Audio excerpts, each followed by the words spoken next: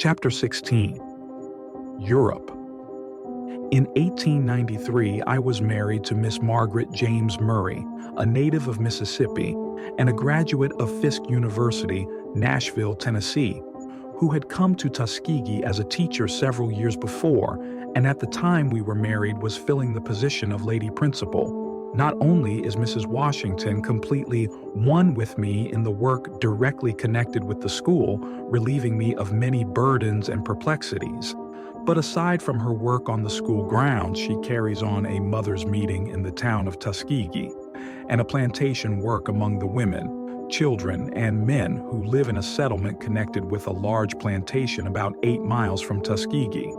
Both the mothers' meeting and the plantation work are carried on, not only with a view to helping those who are directly reached, but also for the purpose of furnishing object lessons in these two kinds of work that may be followed by our students when they go out into the world for their own life work. Aside from these two enterprises, Mrs. Washington is also largely responsible for a women's club at the school, which brings together, twice a month, the women who live on the school grounds and those who live near, for the discussion of some important topic. She is also the president of what is known as the Federation of Southern Colored Women's Clubs, and is chairman of the executive committee of the National Federation of Colored Women's Clubs. Portia, the oldest of my 3 children, has learned dressmaking. She has unusual ability in instrumental music. Aside from her studies at Tuskegee, she has already begun to teach there. Baker Taliaferro is my next oldest child. Young as he has already nearly mastered the brick mason's trade. He began working at this trade when he was quite small, dividing his time between this and class work, and he has developed great skill in the trade and a fondness for it. He says that he is going to be an architect and brick mason. One of the most satisfactory letters that I have ever received from anyone came to me from Baker last summer. When I left home for the summer, I told him that he must work at his trade half of each day, and that the other half of the day he could spend as he pleased. When I had been away from home 2 weeks, I received the following letter from him. Tuskegee, Alabama. My dear Papa, before you left home, you told me to work at my trade half of each day. I like my work so much that I want to work at my trade all day. Besides, I want to earn all the money I can, so that when I go to another school, I shall have money to pay my expenses. Your son, Baker. My youngest child, Ernest Davidson. Washington says that he is going to be a physician. In addition to going to school, where he studies books and has manual training, he regularly spends a portion of his time in the office of our resident physician and has already learned to do many of the duties which pertain to a doctor's office. The thing in my life which brings me the keenest regret is that my work in connection with public affairs keeps me for so much of the time away from my family, where of all places in the world I delight to be. I always envy the individual whose life work is so laid that he can spend his evenings at home. I have sometimes thought that people who have this rare privilege do not appreciate it as they should. It is such a rest and relief to get away from crowds of people and handshaking and traveling and get home, even if it be for but a very brief while. Another thing at Tuskegee out of which I get a great deal of pleasure and satisfaction is in the meeting with our students and teachers and their families in the chapel for devotional exercises every evening at 8:30, the last thing before retiring for the night. It is an inspiring sight when one stands on the platform there and sees before him 11 or 1,200 earnest young men and women, and one cannot but feel that it is a privilege to help to guide them to a higher and more useful life. In the spring of 1899, there came to me what I might describe as almost the greatest surprise of my life. Some good ladies in Boston arranged a public meeting in the interests of Tuskegee to be held in the Hollis Street Theater. This meeting was attended by large numbers of the best people of Boston. of both races. Bishop Lawrence presided. In addition to an address made by myself, Mr. Paul Laurence Dunbar read from his poems, and Dr. W.E.B. Du Bois read an original sketch. Some of those who attended this meeting noticed that I seemed unusually tired, and some little time after the close of the meeting, one of the ladies who had been interested in it asked me in casual way if I had ever been to Europe. I replied that I never had. She asked me if I had ever thought of going, and I told her no, that it was something entirely beyond me. This conversation soon passed out of my mind, but a few days afterward I was informed that some friends in Boston, including Mr. Francis J. Garrison, had raised a sum of money sufficient to pay all the expenses of Mrs. Washington and myself during a 3 or 4 months trip to Europe. It was added with emphasis that we must go.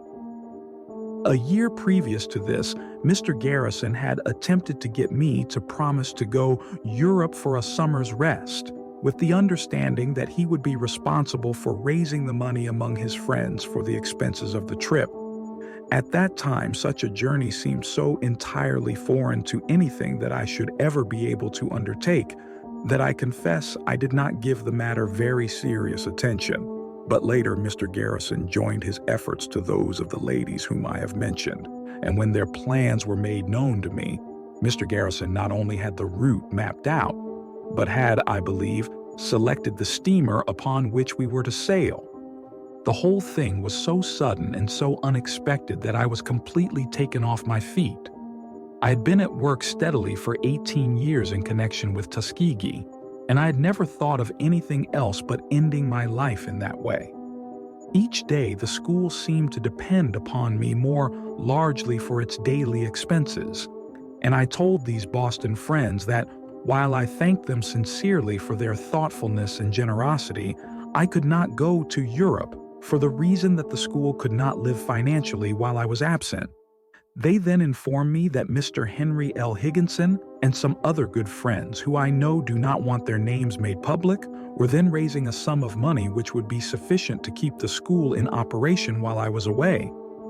At this point, I was compelled to surrender. Every avenue of escape had been closed. Deep down in my heart, the whole thing seemed more like a dream than like reality. And for a long time, it was difficult for me to make myself believe that I was actually going to Europe. I had been born and largely reared in the lowest depths of slavery, ignorance, and poverty. In my childhood, I had suffered for want of a place to sleep, for lack of food, clothing, and shelter. I had not had the privilege of sitting down to a dining table until I was quite well grown. Luxuries had always seemed to me to be something meant for white people, not for my race. I had always regarded Europe and London and Paris much as I regard heaven. And now could it be that I was actually going to Europe? Such thoughts as these were constantly with me. Two other thoughts troubled me a good deal. I feared that people who heard that Mrs. Washington and I were going to Europe might not know all the circumstances and might get the idea that we had become, as some might say, stuck up, and were trying to show off.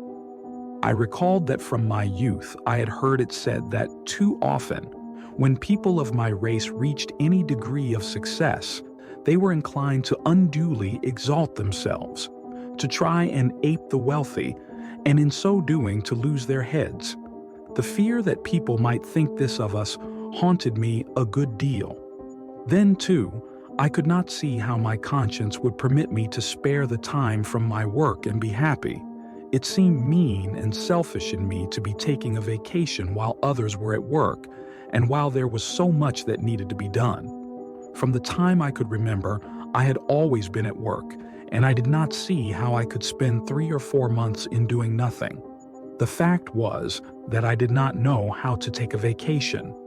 Mrs. Washington had much the same difficulty in getting away, but she was anxious to go because she thought that I needed the rest.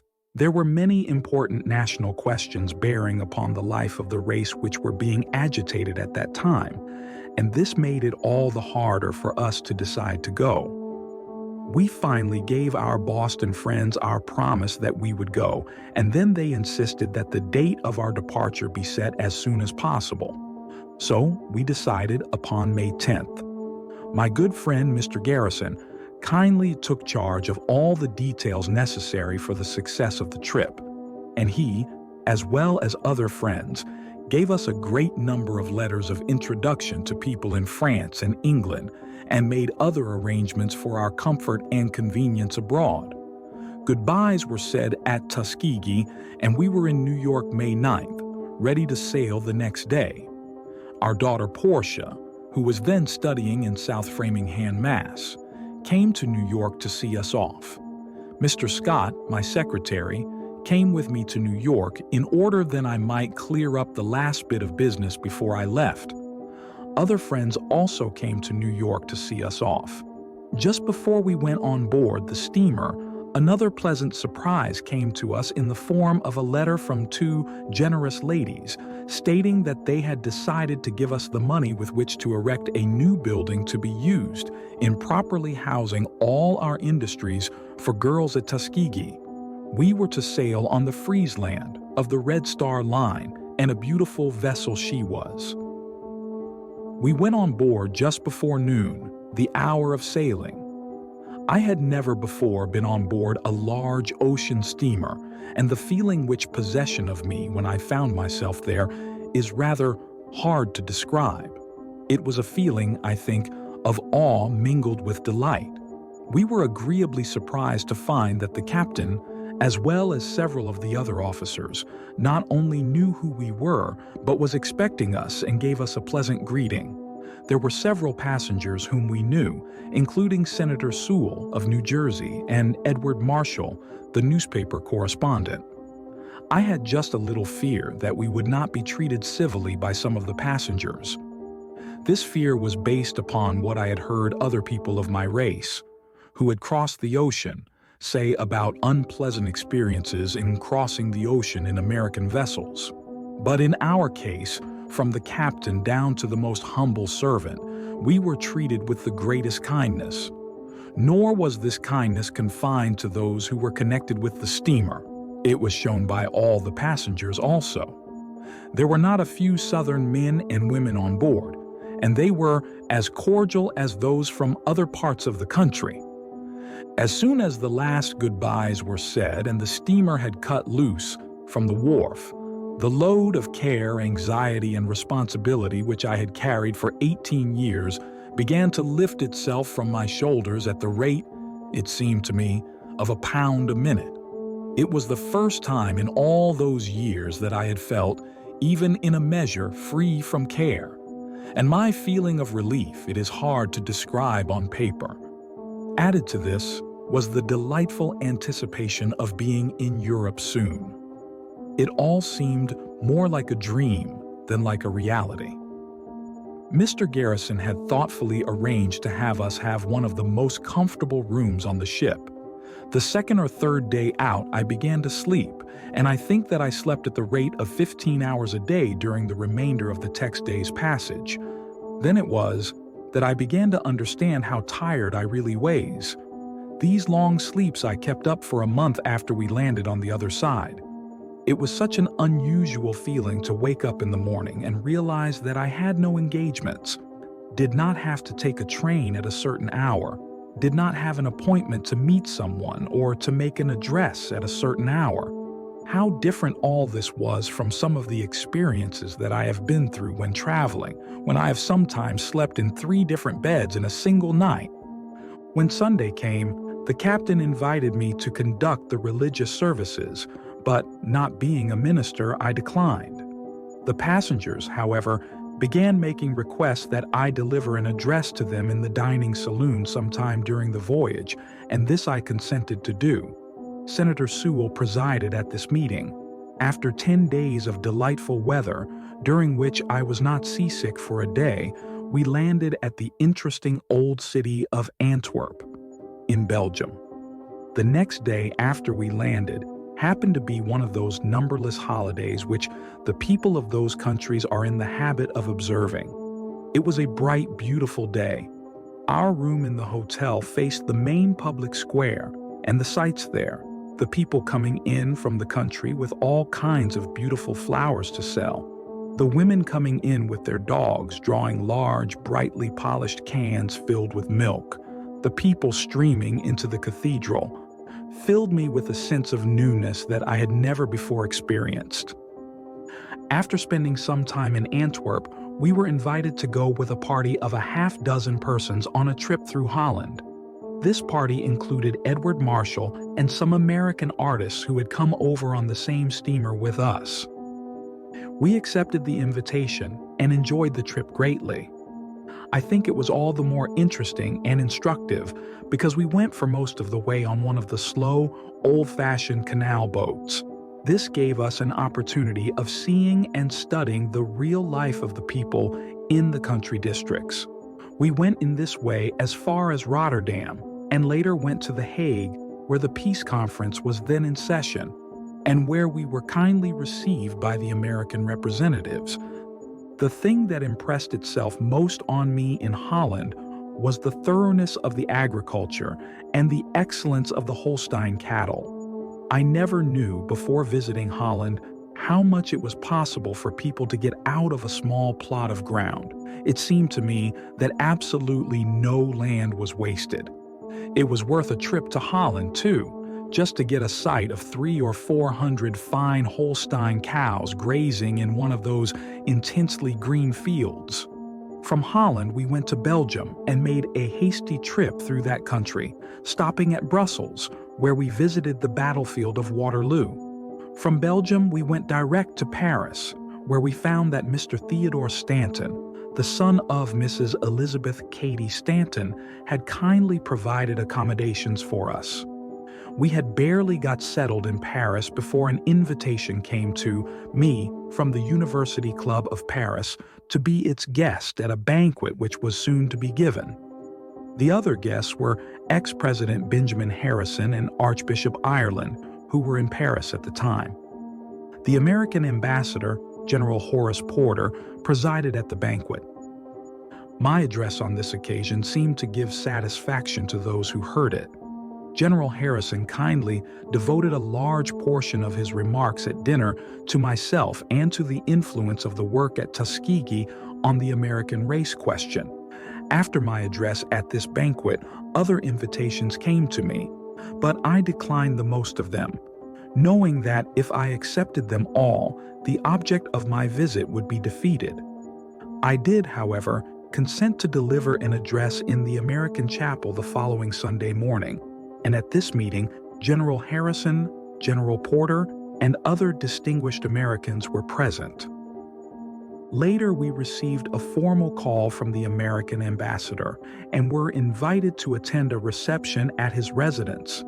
At this reception, we met many Americans, among them Justices Fuller and Harlan of the United States Supreme Court.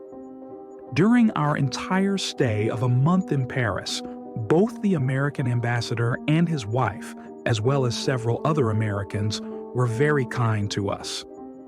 While in Paris, we saw a good deal of the now rather famous American Negro painter, Mr. Henry O. Tanner, whom we had formerly known in America. It was very satisfactory to find how well known Mr. Tanner was in the field of art, and to note the high standing which all classes accorded to him. When we told some Americans that we were going to the Luxembourg Palace to see a painting by an American Negro, it was hard to convince them that a Negro had been thus honored. I do not believe that they were really convinced of the fact until they saw the pictures for themselves.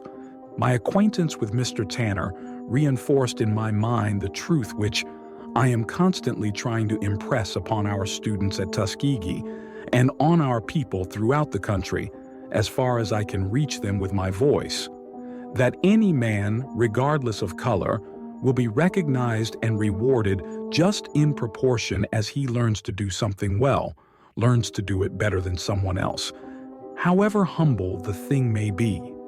As I have said, I believe that my race will succeed in proportion as it learns to do a common thing in an uncommon manner, learns to do a thing so thoroughly that no one can improve upon what it has done, learns to make its services of indispensable value. This was the spirit that inspired me in my first effort at Hampton, when I was given the opportunity to sweep and dust that schoolroom. In a degree, I felt that my whole future life depended upon the thoroughness with which I cleaned that room, and I was determined to do it so well that no one could find any fault with the job. Few people ever stopped, I found, when looking at his pictures, to inquire whether Mr. Tanner was a Negro painter, a French painter, or a German painter. They simply knew that he was able to produce something which the world wanted, a great painting, and the matter of his color did not enter into their minds. When a Negro girl learns to cook, to wash dishes, to sew, to write a book, or a Negro boy learns to groom horses, or to grow sweet potatoes, or to produce butter, or to build a house, or to be able to practice medicine, as well or better than someone else, they will be rewarded regardless of race or color. In the long run, the world is going to have the best, and any difference in race, religion, or previous history will not long keep the world from what it wants. I think that the whole future of my race hinges on the question as to whether or not it can make itself of such indispensable value that the people in the town and the state where we reside will feel that our presence is necessary to the happiness and well-being of the community. No man who continues to add something to the material, intellectual, and moral well-being of the place in which he lives is long left without proper reward. This is a great human law which cannot be permanently nullified. The love of pleasure and excitement which seems in a large measure to possess the French people impressed itself upon me. I think they are more noted in this respect than is true of the people of my own race. In point of morality and moral earnestness, I do not believe that the French are ahead of my own race in America. Severe competition and the great stress of life have led them to learn to do things more thoroughly and to exercise greater economy. But time, I think, will bring my race to the same point. In the matter of truth and high honor, I do not believe that the average Frenchman is ahead of the American Negro. While so far as mercy and kindness to dumb animals go, I believe that my race is far ahead. In fact, when I left France, I had more faith in the future of the black man in America than I have ever possessed. From Paris, we went to London and reached there early in July, just about the height of the London social season. Parliament was in session, and there was a great deal of gaiety. Mr. Garrison and other friends had provided us with a large number of letters of introduction, and they had also sent letters to other persons in different parts of the United Kingdom, apprising these people of our coming. Very soon after reaching London, we were flooded with invitations to attend all manner of social functions, and a great many invitations came to me asking that I deliver public addresses. The most of these invitations I declined for the reason that I wanted to rest. Neither were we able to accept more than a small proportion of the other invitations. The Reverend Dr. Brooke Herford and Mrs. Herford, whom I had known in Boston, consulted with the American ambassador, the Honorable Joseph Coate, and arranged for me to speak at a public meeting to be held in Essex Hall. Mr. Choate kindly consented to preside. The meeting was largely attended. There were many distinguished persons present, among them several members of Parliament, including Mr. James Bryce, who spoke at the meeting.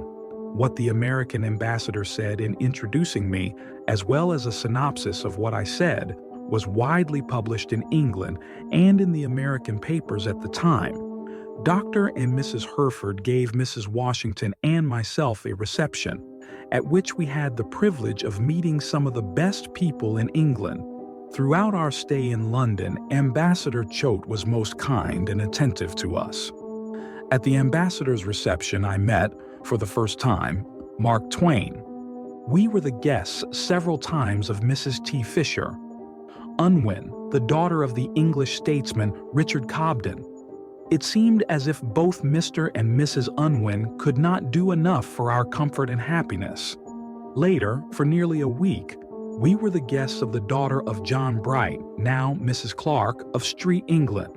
Both Mr. and Mrs. Clark, with their daughter, visited us at Tuskegee the next year. In Birmingham, England, we were the guests for several days of Mr. Joseph Sturge, whose father was a great abolitionist and friend of Whittier and Garrison. It was a great privilege to meet throughout England those who had known and honored the late William Lloyd Garrison, the Honorable Frederick Douglass, and other abolitionists. The English abolitionists with whom we came in contact never seemed to tire of talking about these two Americans. Before going to England, I had had no proper conception of the deep interest displayed by the abolitionists of England in the cause of freedom, nor did I realize the amount of substantial help given by them. In Bristol, England, both Mrs. Washington and I spoke at the Women's Liberal Club. I was also the principal speaker at the commencement exercises of the Royal College for the Blind. These exercises were held in the Crystal Palace, and the presiding officer was the late Duke of Westminster, who was said to be, I believe, the richest man in England, if not in the world. The Duke, as well as his wife and their daughter, seemed to be pleased with what I said and thanked me heartily. Through the kindness of Lady Aberdeen, my wife and I were enabled to go with a party of those who were attending the International Congress of Women, then in session in London, to see Queen Victoria at Windsor Castle, where afterward we were all the guests of Her Majesty at tea. In our party was Miss Susan B. Anthony, and I was deeply impressed with the fact that one did not often get an opportunity to see, during the same hour, two women so remarkable in different ways as Susan B. Anthony and Queen Victoria. In the House of Commons, which we visited several times, we met Sir Henry M. Stanley. I talked with him about Africa and its relation to the American Negro, and after my interview with him, I became more convinced than ever that there was no hope of the American Negro's improving his condition by immigrating to Africa. On various occasions, Mrs. Washington and I were the guests of Englishmen in their country homes, where, I think, one sees the Englishman at his best. In one thing, at least, I feel sure that the English are ahead of Americans, and that is, that they have learned how to get more out of life. The home life of the English seems to me to be about as perfect as anything can be. Everything moves like clockwork. I was impressed, too, with the deference that the servants show to their masters and mistresses, terms which I suppose would not be tolerated in America. The English servant expects, as a rule, to be nothing but a servant, and so he perfects himself in the art to a degree that no class of servants in America has yet reached. In our country, the servant expects to become, in a few years, a master himself. Which system is preferable? I will not venture an answer. Another thing that impressed itself upon me throughout England was the high regard that all classes have for law and order, and the ease and thoroughness with which everything is done. The Englishmen, I found, took plenty of time for eating, as for everything else. I am not sure if, in the long run, they do not accomplish as much or more than rushing, nervous Americans do. My visit to England gave me a higher regard for the nobility than I had had. I had no idea that they were so generally loved and respected by the masses, nor had I any correct conception of how much time and money they spent in works of philanthropy, and how much real heart they put into this work. My impression had been that they merely spent money freely and had a good time. It was hard for me to get accustomed to speaking to English audiences. The average Englishman is so serious and is so tremendously in earnest about everything that when I told a story that would have made an American audience roar with laughter, the Englishman simply looked me straight in the face without even cracking a smile. When the Englishman takes you into his heart and friendship, he binds you there as with cords of steel. And I do not believe that there are many other friendships that are so lasting or satisfactory. Perhaps I can illustrate this point in no better way than by relating the following incident. Mrs. Washington and I were invited to attend a reception given by the Duke and Duchess of Sutherland at Stafford House, said to be the finest house in London. I may add that I believe the Duchess of Sutherland is said to be the most beautiful woman in England. There must have been at least 300 persons at this reception. Twice during the evening the Duchess sought us for a conversation, and she asked me to write her when we got home and tell her more about the work at Tuskegee. This I did. When Christmas came, we were surprised and delighted to receive her photograph with her autograph on it. The correspondence has continued, and we now feel that in the Duchess of Sutherland we have one of our warmest friends.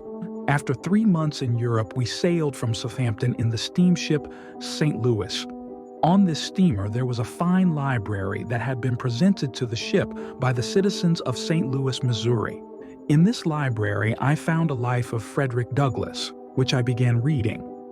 I became especially interested in Mr. Douglass's description of the way he was treated on shipboard during his first or second visit to England. In this description, he told how he was not permitted to enter the cabin, but had to confine himself to the deck of the ship. A few minutes after I had finished reading this description, I was waited on by a committee of ladies and gentlemen with the request that I deliver an address at a concert which was to be given the following evening. And yet, there are people who are bold enough to say that race feeling in America is not growing less intense. At this concert, the Honorable Benjamin B. Odell, Jr., the present governor of New York, presided. I was never given a more cordial hearing anywhere. A large proportion of the passengers were Southern people. After the concert, some of the passengers proposed that a subscription be raised to help the work at Tuskegee, and the money to support several scholarships was the result. While we were in Paris, I was very pleasantly surprised to receive the following invitation from the citizens of West Virginia and of the city near which I had spent my boyhood days. Charleston, West Virginia, May the 16th, 1899. Professor Booker T. Washington, Paris, France. Dear Sir, many of the best citizens of West Virginia have united in liberal expressions of admiration and praise of your worth and work, and desire that on your return from Europe you should favor them with your presence and with the inspiration of your words. We most sincerely endorse this move, and on behalf of the citizens of Charleston extend to you our most cordial invitation to have you come to us, that we may honor you, who have done so much your life and work to honor us. We are very truly yours. The Common Council of the City of Charleston, by W. Herman Smith, Mayor.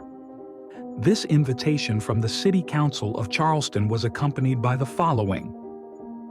Professor Booker T. Washington, Paris, France. Dear Sir, we, the citizens of Charleston and West Virginia, desire to express our pride in you and the splendid career that you have thus far accomplished, and ask that we be permitted to show our pride and interest in a substantial way. Your recent visit to your old home in our midst awoke within us the keenest regret that we were not permitted to hear you, and render some substantial aid to your work before you left for Europe. In view of the foregoing, we earnestly invite you to share the hospitality of our city upon your return from Europe, and give us the opportunity to hear you and put ourselves in touch with your work in a way that will be most gratifying to yourself, and that we may receive the inspiration of your words and presence. An early reply to this invitation, with an indication of the time you may reach our city, will greatly oblige. Yours very respectfully, the Charleston Daily Gazette, the Daily Mail Tribune, G.W. Atkinson, Governor, E. L. Boggs, Secretary to Governor; William M. O. Dawson, Secretary of State; L. M. La Follette, Auditor; J. R. Trotter, Superintendent of Schools; E. W. Wilson, ex-governor; W. A. McCorkle, ex-governor; John Q. Dickinson, President Kanawha Valley Bank; L. Pritchard, President Charleston; National Bank, George S. Couch, President Kanawha National Bank; Edward Reed, Cashier Kanawha National Bank; George S. Laidley, Superintendent City Schools; L. E. McWhorter, President Board of Education; Charles K. Payne, Wholesale Merchant, and many others. This invitation, coming as it did from the City Council, the state officers, and all the substantial citizens of both races of community where I had spent my boyhood and from which I had gone a few years before, unknown, in poverty and ignorance, in quest of an education, not only surprised me, but almost unmanned me. I could not understand what I had done to deserve it all. I accepted the invitation, and at the appointed day was met at the railway station at Charleston by a committee headed by ex-governor W. A. McCorkle and composed of men of both races. The public reception was held in the Opera House at Charleston. The governor of the state, the Honorable George W. Atkinson, presided, and an address of welcome was made by ex-governor McCorkle. A prominent part in the reception was taken by the colored citizens. The Opera House was filled with citizens of both races, and among the white people were many for whom I had worked when a boy. The next day, Governor and Mrs. Atkinson gave me a public reception at the State House, which was attended by all classes. Not long after this, the colored people in Atlanta, Georgia, gave me a reception at which the governor of the state presided, and a similar reception was given me in New Orleans, which was presided over the mayor of the city. Invitations came from many other places which I was not able to accept,